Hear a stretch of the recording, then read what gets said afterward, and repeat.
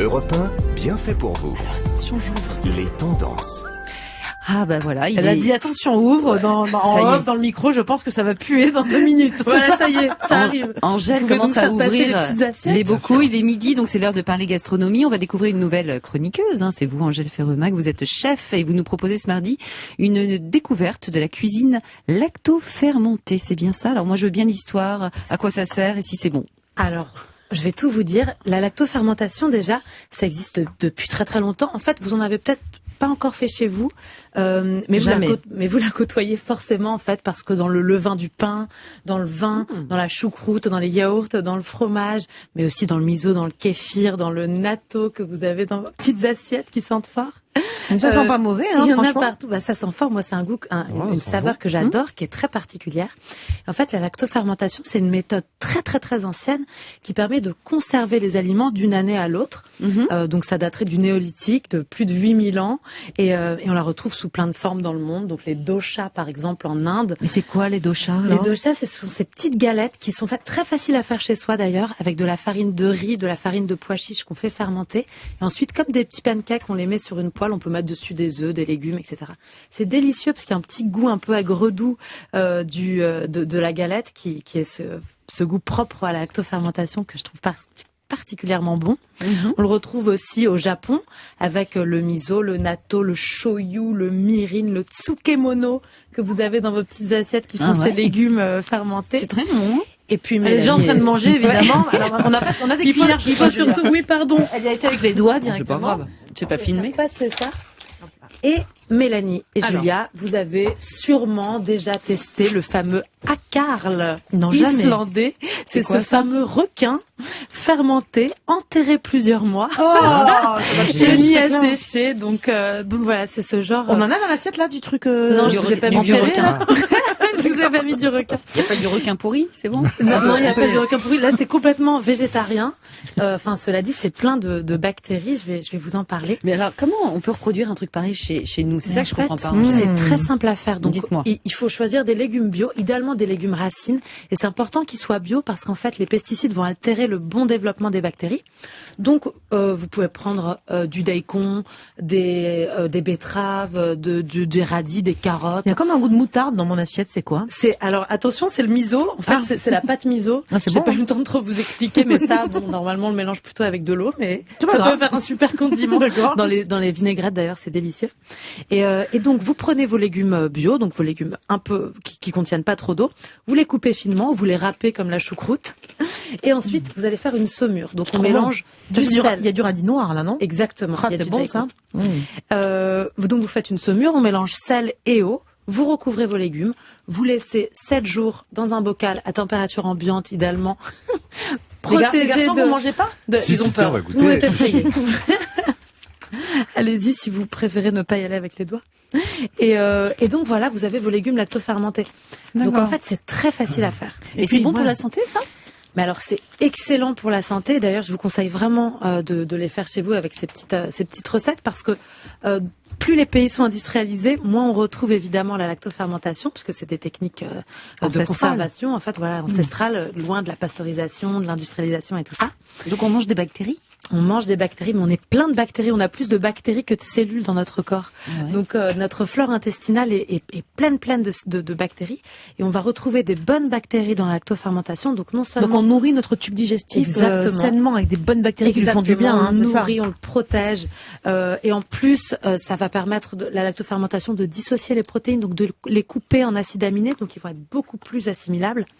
Et comme la germination, la lactofermentation, ça fait partie des méthodes qui augmentent considérablement les vitamines dans les aliments. C'est pas vrai, je savais pas ça. Donc par exemple, la vitamine B12 est décuplée de 30, ça sent très fort. Ah, mais j'ai les doigts qui puent, je suis désolée, j'aurais dû prendre une cuillère. Ouais, mais dans la bouche, c'est excellent, moi je trouve. Et en plus, ça fait des fils, vous remarquerez. Le natto, celui-ci, il fait des comme des cheveux. Ça c'est quoi ce que je suis en train de dans le bocal rouge? Ça c'est du kimchi de radis, je vais vous donner la recette après. Bon. Donc les vitamines sont décuplées. La vitamine B12, vous savez, les végétariens, les végétaliens sont souvent carencés, mais alors là, il y a aucun problème, on la retrouve x30. Le taux de vitamine C est aussi très très largement augmenté. Et ça, c'est assez intéressant parce que normalement, quand on prend un légume ou un fruit, à partir du moment où on le prend, le taux de vitamine C baisse évidemment, parce qu'il commence plus à longtemps il reste dans le réfrigérateur, pire c'est, je crois. Exactement. Et là, en fait, il va augmenter. La vitamine C va augmenter puis se stabiliser. Et d'ailleurs, c'est le secret qu'a eu le capitaine Cook sans le savoir pour que aucun de ses navigateurs, ils sont partis presque 2 ans quand même jusqu'à Hawaï, aucun de ces n'a été carencé, n'est mort du scorbut. Incroyable. Parce qu'en fait, vous savez, le scorbut, c'est la maladie qu'on développe. Déficit en vitamine C. Déficit en vitamine C. Et là, en fait, parce que ces caves étaient bourrées de tonneaux de choucroute, et donc ça devait péter, mais par contre, personne n'est mort. Ah, mais c'est génial. Ah, j'ai bien compris les bienfaits, mais maintenant, nous, ce qu'on veut, c'est ce que vous nous avez promis, c'est la recette Comment on fait du kimchi. Alors, le kimchi, vous en avez là au radis ou alors au chou, si vous voulez faire passer, ça sent encore meilleur que le reste. En fait, le kimchi, c'est un plat, c'est un condiment très très populaire en Corée. Donc, si vous aimez la cuisine coréenne, c'est vraiment un indispensable. Ça ajoute plein de saveurs, de couleurs, de textures à vos plats. Et pour le faire, alors c'est assez simple, il vous faudra un demi-chou chinois, à peu près 500 grammes. Vous pouvez le faire avec d'autres choux, si vous avez chez vous du chou rouge, du chou paumé, enfin les choux que vous voulez. 50 grammes de sel. En fait, dans la lactofermentation, c'est toujours 10% de sel par rapport au poids du légume. Une carotte, un demi-verre d'eau, un petit peu de sucre. Moi, j'aime bien mettre du miel ou du sirop d'érable à la place. 3 gousses d'ail, un petit morceau de gingembre frais, de la poudre de piment rouge. Donc, on va couper notre chou en tronçons, d'abord dans la longueur, encore dans la longueur et puis en tronçons. On coupe la carotte finement en julienne. On mélange le chou et la carotte coupée au sel. Ça va rendre plein d'eau. On réserve au moins 1 heure. Là, la lactofermentation commence. Et ensuite, dans un petit mixeur, au mortier ou même coupé finement si vous voulez, vous mettez le reste des ingrédients, donc gingembre, ail, sucre, piment, eau. Vous mixez, ça vous donne une pâte bien colorée. On mélange tout, donc idéalement à la main avec des gants, parce que comme vous avez compris, l'odeur persiste. D'ailleurs, quand j'ai dû rentrer dans le studio, ça a dû sentir fort. Mais on s'est habitué là, je crois. Et ensuite, on dépose dans un bocal ou dans un Tupperware au moins 1 nuit à température ambiante, et puis ça se conserve au moins 3 mois. Oh, bah, c'est au réfrigérateur? Au frigidaire après. Ouais. Et on peut l'ouvrir, on s'en servir de temps en temps, et puis on le garde 3 mois comme Exactement. ça. Et puis en condiment, c'est vraiment excellent pour la santé et pour le goût. Ben, très bien. Merci beaucoup, Angèle, pour cette découverte assez étonnante pour nos papilles et surtout très bonne pour notre santé, même si ça pue dans ce studio. C'est délicieux, on se fait plaisir et en plus on a des bienfaits pour le corps, c'est super. Merci encore et restez avec nous, Angèle, puisque d'autres conseils et bons plans arrivent dans un instant. On va se bouger d'abord avec notre coach Jean-Marc Delorme. Il va nous dire ce qu'il faut savoir sur l'électrostimulation, la musculation avec des électrodes, si je ne me trompe pas. Et puis voilà, on écoutera également les conseils beauté du docteur Aurène Marco, qui va nous expliquer ce qu'est le Jawline, un remodelage pour avoir une très belle mâchoire. Enfin, je crois que ça peut ressembler à celle d'Angelina Jolie, c'est ça? Ouais. C'est un peu l'idée. Que du bon à venir. Alors je vous le conseille, restez avec nous sur Europe 1. Europe 1, bien fait pour vous. Mélanie Gomez, Julia Vignali. J'adore Dolly Parton. Et j'ai pensé à ça en pensant à vous, docteur Aurène Marco. C'est Jawline par contre. Oui, c'est Jawline. ça ressemble. Enfin bon, bref, c'est l'ovale du visage. On va en parler dans quelques instants avec vous. Vous êtes bien dans Bien fait pour vous jusqu'à 12h30. Mais pour le moment, nous allons donner la parole à Jean-Marc Delorme qui va nous expliquer si oui ou non ça sert à quelque chose de faire de l'électrostimulation. Alors oui, ça sert. Pas en utilisation unique, mais ça sert beaucoup. Alors d'abord, moi je croyais que c'était un truc de feignasse, mais non, un peu quand même, un peu. Un tout petit peu, mais croyez-moi, en mouvement, ça, c'est vraiment, c'est plutôt assez hard. Alors, c'est quoi l'électrostimulation d'abord C'est la pose d'électrodes sur des groupes musculaires, et puis ça provoque des contractions sans passer par le système nerveux central. Ça, c'est le principe. D'accord, c'est le principe. Oui, mais pourquoi faire alors pourquoi faire Parce qu'on peut bouger aussi, sinon. On peut faire ça. Alors, évidemment, l'électrostimulation, il est utilisé depuis très longtemps, pour les kinés. D'accord, pour tout ce qui est rééducation. Par exemple, vous faites une entorse, vous pouvez pas bouger. Bon, on va en mettre. Je savais même pas que c'était utilisé aussi en kiné. D'accord, beaucoup. Et puis maintenant par toutes les équipes de France de tous les sports. C'est vraiment. Oui, donc c'est pas un truc de feignasse alors. Non, c'est pas de la récupération alors du coup. Plus de la récupération. Alors, ça joue sur la récupération, mais ça joue aussi sur le renforcement musculaire. C'est-à-dire que quand on peut pas bouger, du tout, ça permet de solliciter les muscles et de les faire travailler sans être obligé de fonctionner toute l'articulation. Donc ça, c'est c'est la première chose. Et puis c'est arrivé dans le sport de haut niveau et aussi le sport de amateur, tous les jours, amateur. Alors vous vous souvenez peut-être de Love Amour, vous vous souvenez? C'est quoi le rapport? Parce qu'elle faisait la publicité de ces trucs-là. Mais oui, on n'était pas nés, Julien. Très longtemps. Vous faisiez la ceinture abdominale. Exactement, ouais, exactement. Elle le mettait surtout sur les seins, je crois. Alors ça, je ne sais pas, peut-être. Mais alors en tout cas, la promesse était de faire du sport sans bouger. Alors c'est pas exactement vrai. Hein, c'est pas comme ça que ça se passe. Comment ça s'utilise alors? Alors justement, il y a deux manières de l'utiliser. Alors effectivement, soit de manière statique. Alors on peut commencer comme ça, il faut commencer comme ça parce que pour que ce soit utile, il faut utiliser l'électrostimulation à la limite du supportable. C'est-à-dire qu'on va pousser les contractions, la sollicitation jusqu'à temps que ça fasse assez mal. Alors il n'y a jamais eu d'accident à déplorer jusque-là. Bah oui. Si, moi. J'en bon ai eu oui il y a très longtemps quand j'étais étudiante, je devais avoir 22 ans, j'avais acheté une ceinture parce que j'étais une grosse feignasse et que je voulais pas aller faire du sport. Je l'ai mis tellement fort et tellement longtemps parce que j'ai dû tripler la durée, je pense, de la séance. Ça, c'est autre je me chose. suis retrouvée avec une énorme sciatique derrière. Mais je oui. sais pas si c'était à cause de ça ou autre chose, mais en tout cas, j'ai tout jeté. C'est possible. Hein. Voilà. Mais personne ne fait ça dans la vraie vie, Mélanie. Oui, je sais, mais mais- il s'est passé un truc. J'ai dit, j'avais pas fait un an de sport, je le veux en une demi-heure, je fais un an de sport. Non, alors les programmes sont minutés, ça s'est fait tout Respecter seul la maintenant, notice, il faut respecter, etc.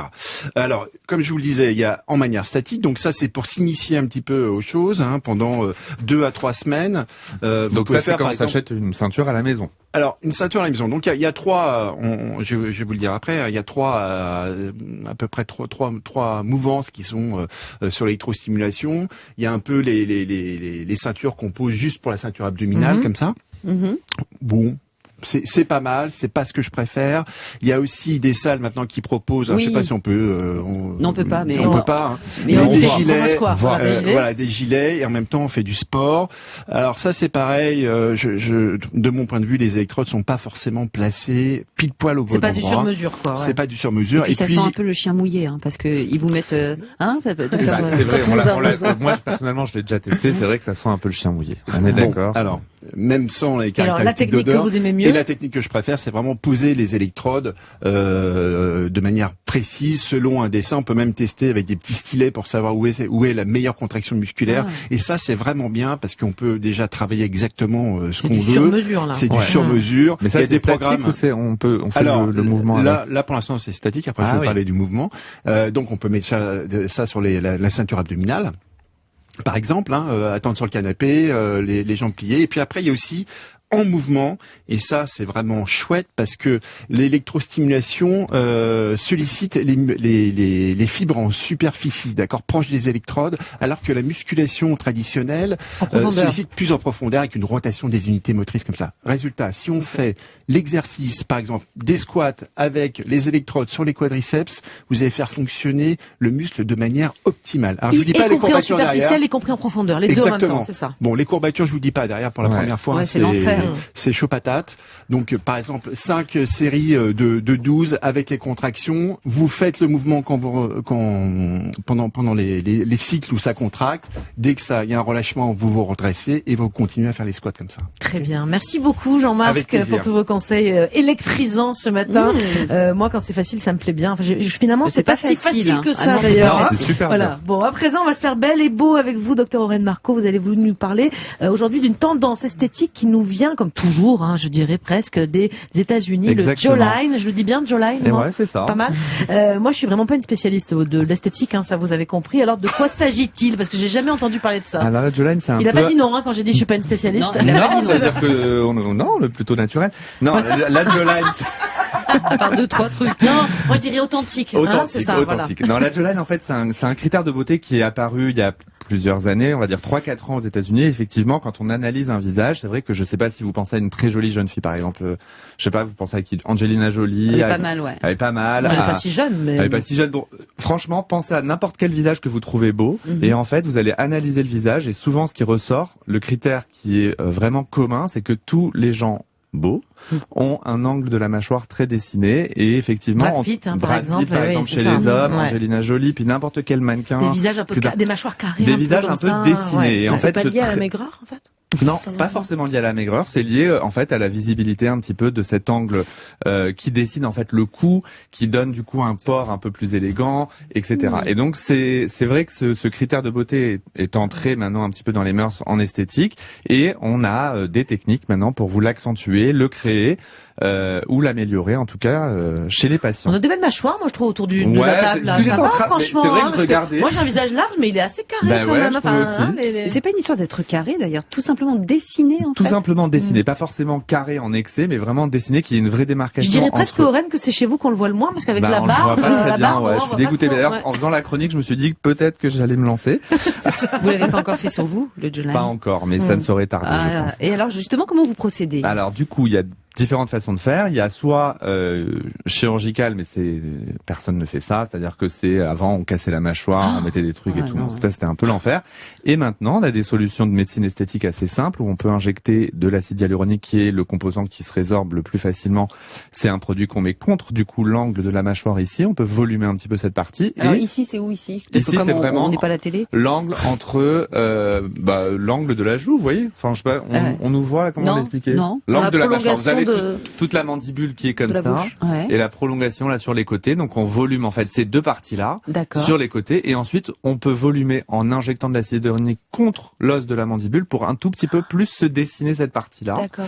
Et ça permet vraiment d'avoir le cou qui se fabriquer voit un peu plus. Faux os entre guillemets en acide, quoi, c'est ça. En acide hyaluronique. Après, il y a d'autres produits. Il y a un autre produit que beaucoup de praticiens utilisent, c'est les cristaux d'hydroxyapatite, qui est un produit un petit peu plus rigide, qui dure un petit peu plus longtemps. J'allais vous dire, l'acide hyaluronique, malheureusement, ça va pas être définitif. Voilà, c'est c'est pas définitif. Heureusement aussi, parce que si ça nous plaît pas, finalement, ça s'en va. On peut corriger si on n'aime pas. Si on n'aime pas, on peut corriger, on peut retirer le produit. Ah les bon avec un autre produit, un antidote. Et puis, le cristaux d'hydroxyapatite, c'est un produit, par contre, qu'on a un peu plus de mal à retirer. Donc effectivement, faut être sûr. Donc c'est plutôt une fois qu'on a déjà peut-être essayé une fois l'acide hyaluronique. Mais vous, docteur, vous le conseillez ou pas? Quand il y a parce que j'imagine pas mal de jeunes filles aussi qui viennent, parce que c'est la mode et tout. Vous en pensez quoi, vous? C'est ça, en fait. C'est que tout ce qui est tendance comme ça, beauté, il faut toujours réfléchir. Et le problème avec les réseaux sociaux, les filtres, etc., et les tendances beauté, c'est que c'est des tendances. Et que, heureusement qu'on fait des techniques qui ne sont pas pérennes dans le temps, et que on peut retourner en arrière, mais en tout cas il faut bien réfléchir. Et puis surtout aussi, il faut pas passer de la chirurgie de transformation. Il faut améliorer, si vous voulez, un petit peu un contour un peu flou. Et puis les frères B là, c'est pas ça qu'ils ont fait, rassurez-nous. Là, on va pas rentrer dans la polémique des frères B, parce que sinon c'est naturel. Parce que là c'est très carré, c'est très carré, effectivement. Ça veut dire que vous avancez un peu le menton, ou ça on avance un petit peu le menton, un petit peu tout le bas du visage. Quand on a un bas du visage un peu effacé, effectivement, ça et souvent en fait, ce qu'il y a de très sympa dans cette technique, c'est que c'est pas encore les gens ne connaissent pas. Donc c'est-à-dire que quand vous avez en tête une image stéréotypée de chirurgie esthétique ou de médecine esthétique, on pense tout de suite à quoi? Le lifting.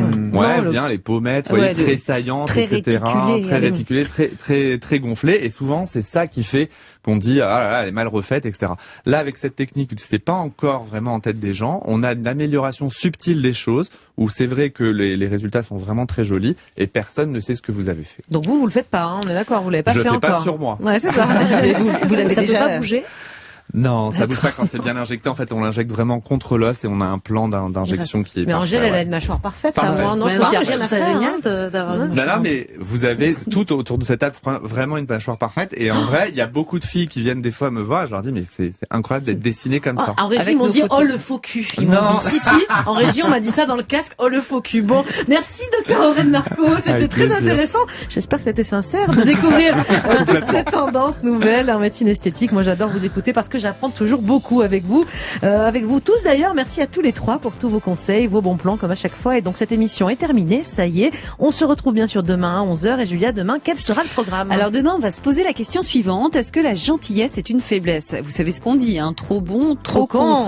C'est pas tout à fait faux d'ailleurs, je trouve, mais rassurez-vous, on peut être gentil et ne pas se laisser faire pour autant. D'ailleurs, c'est ce qu'on verra dans cette émission. On va donner des conseils pour tous les gentils qui nous écoutent pour rejoindre les rangs des gentils révoltés qui savent aussi dire non. Et puis demain, Julia, il y aura de nouveaux sujets tendances de la santé, de la gastronomie. D'ici là, n'hésitez pas à nous envoyer vos messages, vos questions sur notre compte Instagram ou sur le répondeur de l'émission au 39 21.